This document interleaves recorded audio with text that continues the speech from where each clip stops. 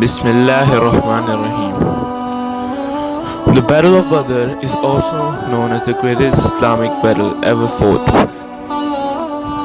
The first greatest battle between the believers of truth and the forces of evil was fought on the battlefields of Badr, 16 miles away from Medina towards Mecca. On one side stood a small group of 313 men, of whom merely 6 of them wore armor, were facing them with arranged an army of 1,000 warriors, well armed and well equipped.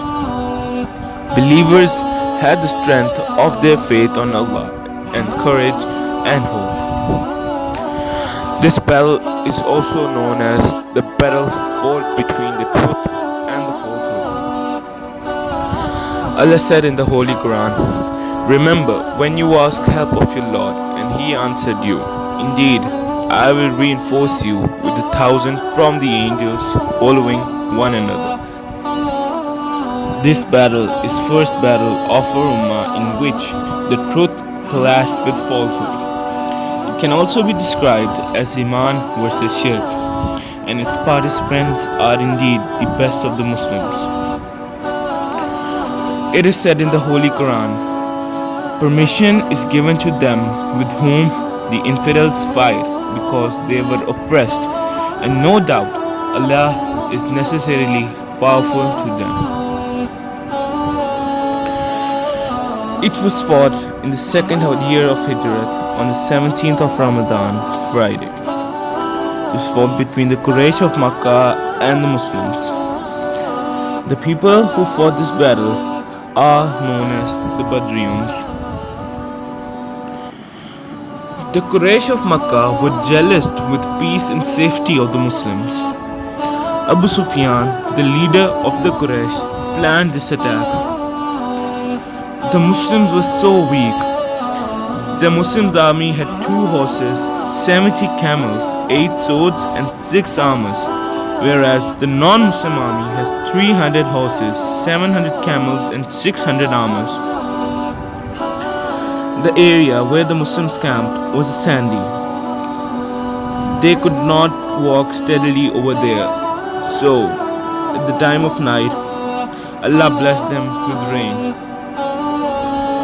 They had a higher area than the non-believers, so their area became stiff and the rest of water flowed towards the non-believer, which made their area muddy. From this we can learn many lessons. For example, number don't mean anything.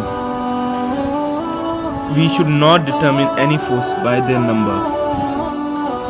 We should have faith in Allah and never undermine our prayers. Surely the power of Allah is endless. In the battle, an army of only 313 men defeated an army of 1,000 well-equipped and heavily armed soldiers. As Allah states, how often a small force has overcome large force by the permission of Allah. After winning the battle, Allah reminded the believers that it was only through His will that they would be able to achieve victory.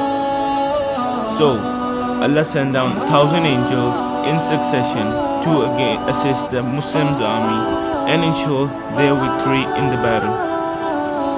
Allah also transformed a handful of dust in the Prophet's hand into a giant dust storm to disperse the enemy. A major lesson for the success of Muslims in this battle was due to their ability to stand firm, steadfast and united, while the Quraysh proved disjointed and frail. Hence, they were easily dispersed after being misled by Satan.